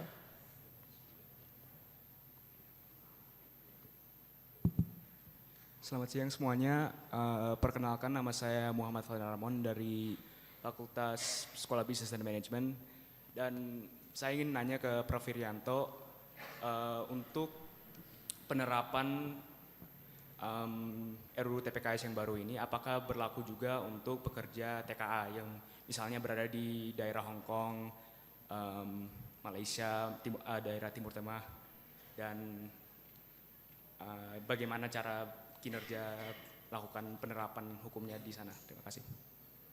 Baik, terima kasih. Terima kasih. Saya kurang jelas maksudnya apakah undang-undang ini berlaku untuk tenaga kerja Indonesia di negara asing ya? Gitu? Iya Prof. Ya. Sayangnya enggak, karena setiap negara itu punya yurisdiksi kewibawaan hukumnya sendiri. Jadi tergantung pada negara-negara itu. Tapi sependek pengamatan saya, Hong Kong dan Taiwan itu adalah negara yang memiliki undang-undang untuk melindungi buruh migrannya. Tapi banyak negara-negara lain yang menjadi destinasi dari buruh migran Indonesia itu tidak memiliki undang-undang itu sama sekali. Oleh karena itu sekarang teman-teman gerakan masyarakat sipil sedang mengadvokasi agar rancangan undang-undang perlindungan pekerja rumah tangga itu segera disahkan. Karena mereka bisa bilang di luar negeri, kalian aja nggak punya undang-undang perlindungan pekerja rumah tangga. Mengapa kami harus melindungi pekerja kalian? Itu ya. Dan waktu saya di sana itu orang di Embassy Indonesia mengatakan kami melindungi warga negara Indonesia karena mereka bangsa kita sendiri. Tetapi perlindungan kami berhenti di depan pintu rumah majikan. Jadi begitu dia masuk ke rumah majikannya, yang berlaku adalah semacam self-regulation, pengaturan-pengaturan sendiri gitu. Teman-teman bisa googling sih, saya tuliskan semua data temuan saya itu di buku yang judulnya keadilan sosial dan migrasi global. Di Google Books kan meskipun hilang beberapa halaman ya karena gratis ya, itu bisa teman-teman lihat, ngeri-ngeri sih ceritanya. Jadi orang Indonesia nggak bisa membantu. Itu embassy dari negara-negara pengirim, Indonesia, Bangladesh, Pakistan, selalu ada ratusan warga bangsanya yang mencari pertolongan ke sana gitu. Itu termasuk sebagian besarnya adalah kasus-kasus kekerasan seksual. Karena yang menjadi pekerja rumah tangga biasanya adalah perempuan. Kan selalu ya kalau di keluarga-keluarga miskin uangnya terbatas, yang disekolahkan diutamakan itu adalah laki-laki. Sehingga perempuan-perempuan yang kesana nih, yang saya teliti ya, ada sekitar 70 orang Indonesia di crisis center, di shelter, di dekat embassy itu, pendidikannya tidak ada yang lebih dari SD. Lalu ada 100 di konsulat di Dubai, tadi di Abu Dhabi ya, itu semuanya tidak ada yang lebih dari SD. Itu sebabnya mereka mudah sekali menjadi korban dari apa saja kekerasan ini gitu. Ya. Terima kasih, Prof. Baik, mungkin saya mau melanjutkan sedikit pertanyaan tadi ya, karena kan mungkin kalau tadi kasusnya tenaga kerja Indonesia di negara asing, karena rasanya di dalam Permendikbud tentang PPKS juga ada sedikit tentang bagaimana kemudian kalau misalnya ini juga lintas dalam tanda kutip kan yuridiksi ya, kalau misalnya terjadi antara universitas gitu ya, korbannya sama pelakunya beda universitas, bahkan kalau misalnya beda universitasnya di luar negeri, sedang mungkin exchange atau apa namanya ya ada sedang melakukan pertukaran gitu. Nah itu juga kalau itu berlaku ya sebetulnya kalau di Permendikbud ya Bu Sulis ya untuk. Tapi Permendikbud nggak bisa menjerat pelaku yang warga negara asing gitu. Jadi barangkali ada hubungan-hubungan bilateral, hari ini kan banyak tuh bilateral atau multilateral agreement ya di antara negara-negara untuk mengatasi kejahatan-kejahatan tertentu ya, pencucian uang, kemanusiaan yang lain saya kurang tahu persis ya. Tapi harusnya bisa. Kalau ASEAN itu punya ini, deklarasi ASEAN untuk melindungi tenaga kerja gitu. Tapi apakah itu bisa bekerja dengan baik atau enggak, deklarasi itu juga persoalan. Seperti Malaysia, Indonesia tuh banyak banget, katanya berapa penduduk Malaysia 25 juta, 2 jutanya orang Indonesia, banyak banget persoalan-persoalan ya. Sampai hari ini kita belum berhasil memaksa Malaysia untuk membiarkan tenaga kerja Indonesia memegang paspornya sendiri. Padahal memiliki paspor itu adalah hak asasi. Bayangkan dong kita di luar negeri nggak boleh punya paspor gitu. Kita dianggap sebagai angka-angka saja bukan manusia kan. Kalau kejadian apa-apa susah ditolong gitu. Oke, baik, terima kasih. Ada lagi yang bertanya ya di Zoom ya? Silahkan. Atas nama ini Stay Koika.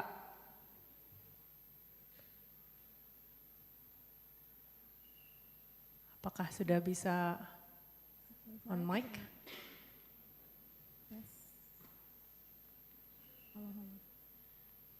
Atau mungkin sambil menunggu bisa dulu ke yang chat, apakah ada dari chat box?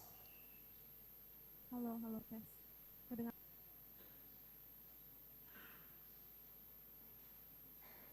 Tes. Iya, suaranya tidak masuk ya, sepertinya.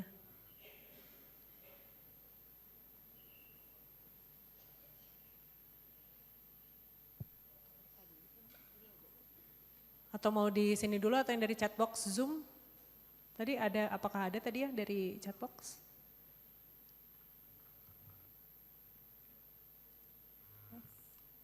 Supaya gantian-gantian. Nah ini ada ya. Ini dari Firdaus Ilham, NIM 1122. Ya, terima kasih. 112-22-040. Izin bertanya, mengapa dalam hal pembuatan peraturan perundangan kekerasan seksual dipersulit dan terdapat miskonsepsi definisi, sementara tujuannya adalah penghargaan harkat dan martabat manusia. Apa titik tengah dari peraturan kekerasan seksual ini sehingga korban tidak malas melapor, tapi juga tidak dieksploitasi oleh orang yang tidak bertanggung jawab? Terima kasih. Ini nampaknya ranahnya. Firdaus Ilham, itu juga pertanyaan saya. Iya, betul. Mengapa sih mau bikin peraturan perundang-undangan yang tujuannya baik dan angka statistiknya juga bukan main-main ya.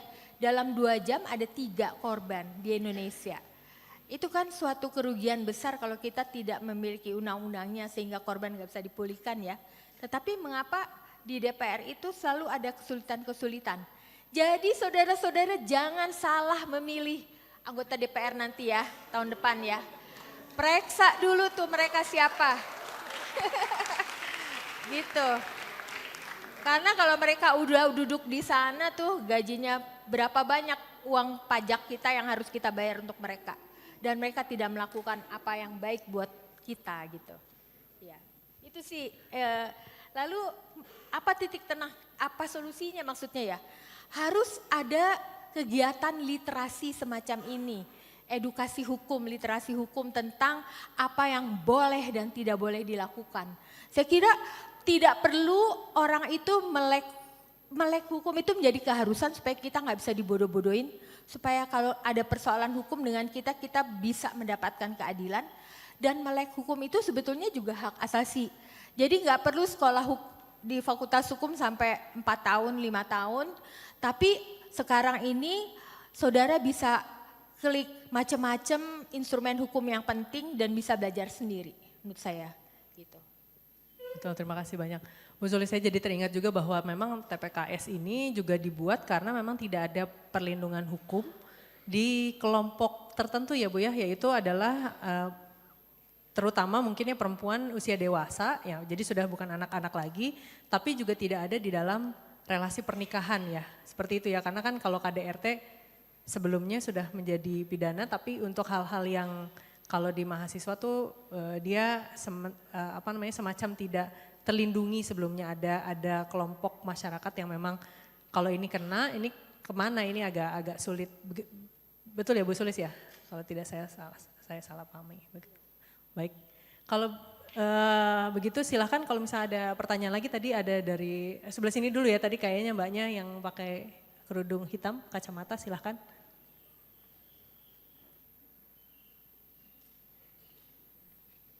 Selamat pagi kepada Ibu Profesor, nama saya Alia Sekar Prima dari Fakultas FTI Teknik Fisika. Saya izin bertanya dan sebetulnya karena saya cukup penasaran juga, akhir-akhir ini saya sering melihat di media sosial itu ada kasus-kasus di mana anak-anak yang menjadi korban kekerasan seksual itu justru dipaksa untuk menikah dengan pelaku kekerasan seksual tersebut. Lalu saya pernah membaca, saya mohon dikoreksi juga apabila saya salah, itu memang ada peraturan yang mengatur dispensasi pernikahan untuk pasangan yang di bawah umur, terutama di bawah 19 tahun yang menjadi batas usia pernikahan di Indonesia. Saya izin bertanya bagaimana tanggapan dari Ibu Profesor mengenai peraturan tersebut dan bagaimana caranya agar kita bisa untuk mengurangi pernikahan dini tersebut, apalagi yang dipaksa oleh pelakunya ataupun orang tua dari korban tersebut. Terima kasih. Terima kasih, akhirnya ada mahasiswi yang bertanya. Ya, begini ya, korban kekerasan seksual yang dipaksa kawin kepada pelakunya. Jadi kalau di kampung-kampung atau di kota besar juga, orang itu merasa kalau sudah terjadi sexual intercourse antara laki-laki dan perempuan, itu aib gitu, memalukan keluarga. Jadi mereka tidak bisa membedakan antara perkosaan dengan hubungan yang konsensual gitu, nggak bisa gitu. Pokoknya sudah terjadi intercourse itu, jadi harus dipulihkan supaya tidak memalukan keluarga. Caranya adalah melakukan upacara-upacara. Bahkan kalau secara antropologis ya, ada mitologis yang mengatakan kalau sudah terjadi hubungan semacam itu, maka kita sekampung itu akan dikutuk oleh alam, sungai-sungai kering, padi-padi nggak bisa menguning. Maka memang harus ada upacara-upacaranya, yaitu mengawinkan. Tapi ya secara hukum, secara rasional akan bagaimana nasib anak itu dikawinkan kepada pelakunya gitu. Itu kan persoalannya. Saya tuh mengajar di kepolisian ya, pada waktu itu mahasiswanya ada 85 orang. Lalu saya membuat penelitian kecil di kalangan polisi-polisi itu. Ada satu data yang menarik di Jakarta nih, di wilayah Polda Metro. Ada anak 14 tahun oleh ibunya dilanggankan tukang ojek untuk antar jemput sekolah. Lalu anak itu ternyata dihamili oleh tukang ojeknya. Nah, si ibunya itu bagaimana gitu ya? Yang dia lakukan adalah mengawinkan anaknya secara siri, tidak dicatatkan ya. Dan itu terjadi di kota Jakarta bahkan gitu. Nah tadi ada dispensasi, memang itu juga banyak kerugian-kerugian bagi anak-anak karena hakim-hakim itu banyak mengeluarkan dispensasi. Kadang-kadang orang tuanya sendiri yang mengatakan ini anak saya udah hamil, padahal belum, hakimnya nggak meriksa apakah benar dikasih dispensasinya. Tapi setelah peristiwa perkawinan anak ini marak karena banyak peneliti-peneliti asing juga melakukan penelitian tentang perkawinan anak di Indonesia, lalu Mahkamah Agung mengeluarkan surat edaran agar hakim-hakim itu tidak lagi mudah memberikan dispensasi. Itu yang terjadi sih. Gitu. Iya, itu juga cukup mengkhawatirkan Ibu ya, karena ya tadi ya selain dampaknya terhadap secara psikologis, sebetulnya ada lebih banyak kan ya dampak-dampaknya gitu ya. Mungkin yang kemudian kalau misalnya yang memegang keputusan sebagai orang tua melakukan hal tersebut jadi sangat merugikan gitu. Ada juga kan itu ternyata banyak turunannya tuh ya, karena kan kemudian kalau misalnya terjadi kehamilan itu jadi nanti urusannya mungkin secara legalitasnya anak ini jadi harus punya akte kelahiran apa dan lain sebagainya, ternyata panjang gitu. Itu bukan hanya sekadar di satu momen saja gitu. Tapi betul sekali ya, paradigma begitu itu menjadi aib dan bukan menjadi kejahatan, itu penanganannya, follow up-nya gitu ya, follow up actions-nya akan berbeda gitu. Kalau aib mau ditutupi gitu kan, kalau misalnya dia dianggap sebagai kejahatan mungkin dia akan mencari jalan yang berbeda begitu ya Bu Sulis ya. Itu juga PR besar mungkin. Baik, mungkin apakah sudah bisa, saya ke Zoom dulu ya sebentar. Silahkan, mungkin ini ada Mas, siapa ini namanya, Jekonia Joel Michael Siregar, silahkan. Benar ya? Oke, baik, terima kasih Bu. Terima kasih juga Profesor Sulis untuk materinya. Perkenalkan, saya Jekonia Joel dari jurusan Kimia 2019. Ingin bertanya, tadi di salah satu contoh kasus Profesor Sulis, aku membaca bahwa jadi profesor sudah mengumpulkan saksi gitu ya. Jadi dosen beberapa fakultas UI Umat Aliansi dan Sosio mengumpulkan saksi korban, namun gagal membawa persidangan karena di saat akan sidang saksi mereka takut dan malu akhirnya diketahui publik. Nah, jadi pertanyaan saya, bagaimana cara kami misalnya dari teman-teman gitu ya, mahasiswa gitu bisa memotivasi teman-teman kita untuk speak up gitu. Atau bagaimana cara kami memotivasi diri kami untuk speak up sendiri juga gitu. Supaya yang malu kayak gini itu nggak terjadi lagi gitu. Padahal kan kasus bisa dibawa ke sidang, bisa ditindaklanjuti, tapi gara-gara keengganan gitu nggak jadi gitu.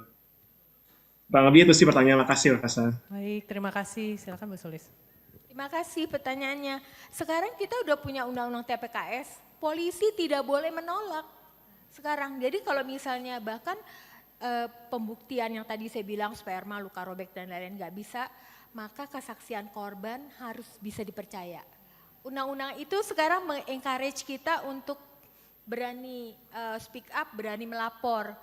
Jadi apa solusinya supaya berani memotivasi gitu ya teman-teman? Harus tahu bahwa tindak kekerasan seksual ini adalah kejahatan kemanusiaan. Jadi kita nggak bisa diam, nggak boleh diam bahkan ya. Jadi itu akan memberanikan kita untuk melapor. Ini bagus sekali ITB punya Satgas kekerasan seksual ya. Dan ini adalah dosen-dosen saudara sendiri, ibu bapak saudara sendiri gitu ya. Kalau di FKUI itu ketika mereka sumpah dokter, salah satu butir dari isi sumpahnya adalah harus menganggap dosen-dosennya itu adalah orang tua kandung gitu. Jadi saya pikir saya kira sama di ITB juga, di fakultas-fakultas lain yang bukan kedokteran, sama. dosen-dosen itu adalah orang tua kandung. Jadi jangan takut speak up. Juga berlaku yang pada dosen-dosen juga bisa berpikiran cukup luas dan juga mau melindungi ya seperti anak sendiri mungkin ya Bu Sulis ya. Baik. Ini ada lagi mungkin dari sini yang mau bertanya ya. Silakan Mbak yang mungkin di sebelah. Oh Masnya dulu, maaf nggak apa-apa. Silakan Mas. Nanti ya setelah ini. Cek cek. Assalamualaikum warahmatullahi wabarakatuh. Selamat pagi semuanya. Nama saya Muhammad Alfaris dari STI. Pertanyaan saya adalah menurut Ibu Sulistiowati, Ibu Profesor, apakah benar penegakan hukum kasus kekerasan seksual di Indonesia memang terkadang dipersulit? Jika iya, apa penyebabnya? Pertanyaan saya berdasarkan kasus yang saya ketahui di berita tentang berita viral tentang revenge porn baru-baru ini. Kakak pelaku sampai melakukan pernyataan di Twitter atau X yang baru ganti nama itu, sampai melakukan pernyataan di Twitter bahwa persidangan dipersulit, keluarga korban dan kuasa hukum korban sampai diintimidasi. Terima kasih.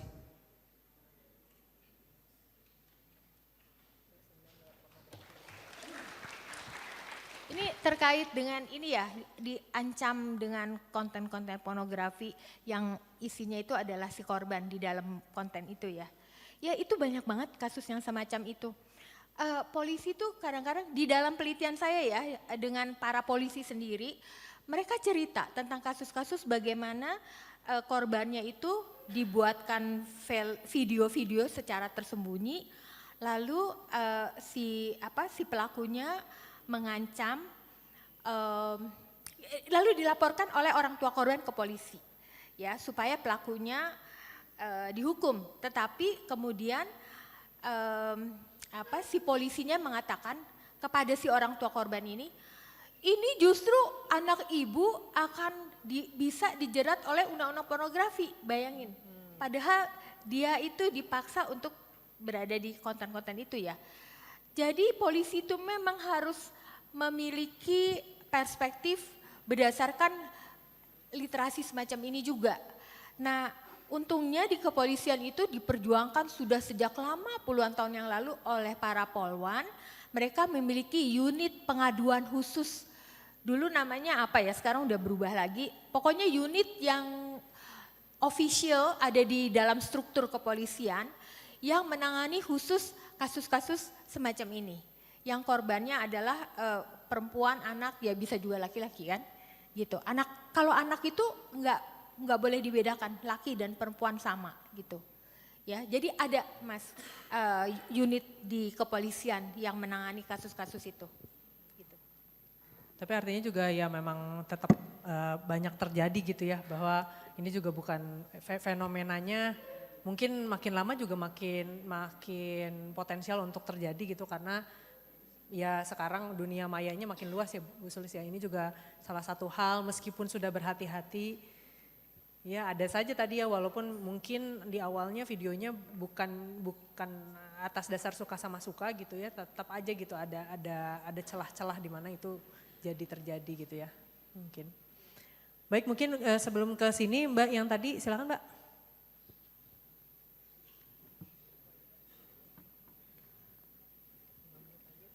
Sebelumnya selamat pagi, terima kasih atas kesempatannya untuk bertanya Prof. Sulis. Nama saya Fatia Mahira dari SITH 114-20015. Saya izin bertanya, masih mungkin berhubungan dengan pertanyaan yang sebelumnya, terutama mungkin teman-teman juga familiar saat SMA banyak kasus-kasus mungkin tersebarnya foto telanjang sesama siswa. Saya ingin bertanya apakah anak di bawah umur bisa menjadi pelaku kekerasan seksual dan apakah itu bisa dituntut secara hukum. Jadi apabila korban dan pelaku sama-sama di bawah umur. Lalu pertanyaan lanjutannya adalah apabila foto tersebut itu dilakukan atas dasar suka, misalnya secara konsensual, namun konsen itu disalahgunakan. Jadi misalnya disebarkannya kepada satu orang namun lalu disebarkan, apa hukumnya? Terima kasih. Makasih untuk pertanyaannya. Saya kira Kompas dalam beberapa hari ini sedang memunculkan kasus-kasus anak-anak yang berhadapan dengan hukum ya. termasuk juga anak-anak di bawah umur sebagai pelaku kekerasan seksual. Terus seperti apa? Teman-teman, kalau anak-anak berhadapan dengan hukum itu kemudian hukum kita mengatakan harus ditaruh di lapas anak gitu ya. Apakah itu suatu remedi yang tepat? Karena di sana itu secara hukumnya, secara normatif memang tidak ada masalah, baik-baik bertujuan untuk membina sehingga dia akan menjadi sadar dan lain-lain. Tetapi dalam prakteknya itu banyak sekali tragedi-tragedi. Dan saya kira kalau anak sebagai pelaku itu bukan harus ditaruh di lapas semacam itu, tetapi harus direhabilitasi justru. Direhabilitasi, disembuhkan apa yang menjadi penyebab. Kadang-kadang juga ada kejahatan berulang, jadi anak-anak itu melakukan orang tuanya ya, lalu dia menduplikasi tindakan orang tuanya. Banyak terjadi kekerasan dalam rumah tangga itu kalau ditelusuri banyak pelaku yang memang melihat ibunya diperlakukan oleh ayahnya sehingga dia merasa itu tidak apa-apa. Jadi sebenarnya kalau pelakunya anak harus direhabilitasi karena mereka belum bisa bertindak atas namanya sendiri karena masih di bawah umur gitu. Kalau bahasa Belandanya itu onbekwam, belum cakap hukum. Jadi yang harus dilakukan itu adalah memang merehabilitasi sampai dia pulih. Kalau dia ditaruh di namanya lapas sama seperti lapas yang lain. Sebetulnya itu eufemisme ya, penjara sebenarnya. Cuman supaya agak gimana dibilangnya lapas. Iya gitu, itu tragedi sih. Kalau anak-anak yang melakukan kejahatan ditaruh di lapas semacam itu ya. Karena banyaklah cerita-cerita lain yang itu mungkin harus ada kuliahnya tersendiri ya. Terlalu banyak cerita-cerita bagaimana anak-anak itu menjadi tidak memiliki harapan dan malah semakin rusak kalau di sana gitu. Baik, terima kasih banyak atas pertanyaannya. Ini mau satu pertanyaan lagi atau mengingat sudah hampir waktunya? Satu lagi aja ya mungkin ya dari sini. Saya coba pilihkan.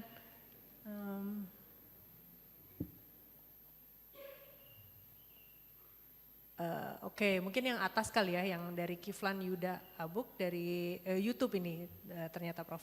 Izin bertanya Prof, bagaimana Prof menanggapi mengenai adanya kasus pemaksaan sterilisasi terhadap perempuan yang mengidap HIV atau AIDS ketika melahirkan? Apakah itu termasuk kekerasan seksual terhadap korban? Yang pelakunya adalah ayah sendiri ya? Oh yang atas, oke. Bagaimana Prof mengenai adanya kasus sterilisasi?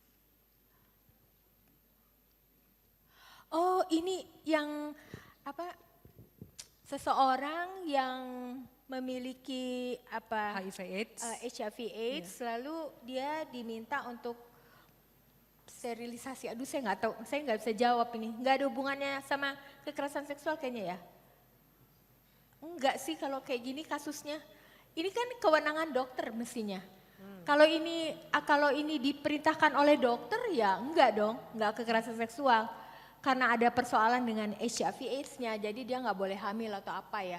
Tapi saya kira sekarang dunia kedokteran sudah maju sekali, bisa mengatasi bagaimana pengidap HIV/AIDS itu bisa hamil. Bisa hamil betul.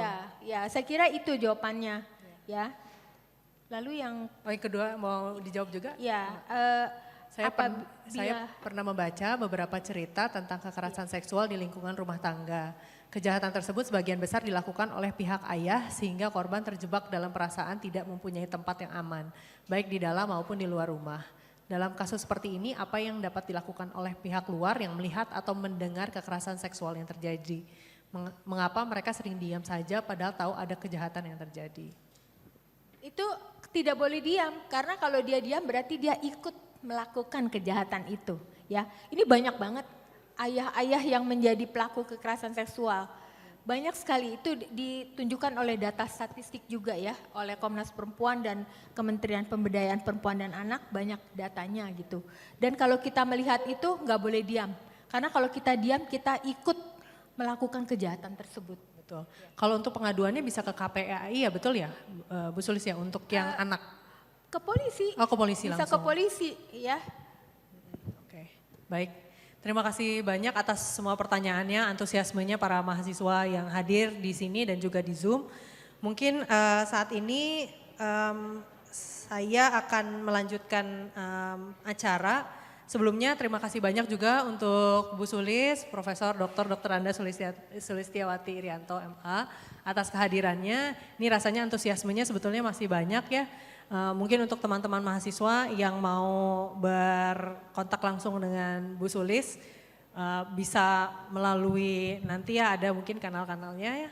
Bisa kemana Bu? Melalui Satgas. Oh melalui Satgas PPKS betul ya. Jadi silakan mengontak Satgas. Ini juga terbuka untuk misalnya KM, ITB ataupun dari himpunan mahasiswa di jurusan.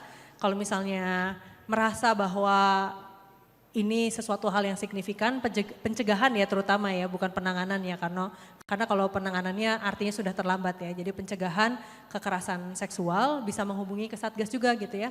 Jadi siapa tahu bisa mengundang Bu Sulis lagi atau narasumber yang lain untuk topik ini. Baik, terima kasih sekali lagi, saya akan tutup dan kembalikan kepada MC. Saya ingin menyampaikan terima kasih kepada teman-teman dosen ITB yang pasti akan menjadi ayah ibu dari para pelapor nanti ya. Terima kasih. Garda depan ya. Terima kasih banyak Mbak Ari. Ya. Bu Sulis silakan. Kami mohon kepada Profesor Sulistiawati Irianto untuk tetap di tempat.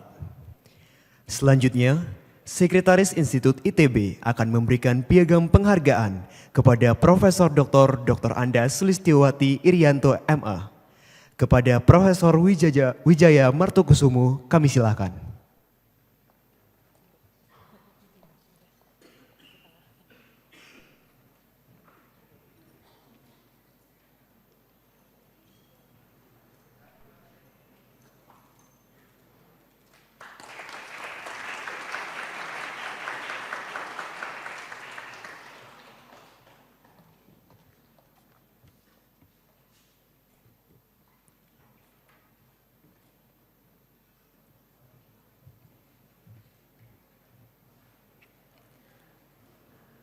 Baiklah hadirin, dengan demikian Studium Generale pada hari ini telah selesai.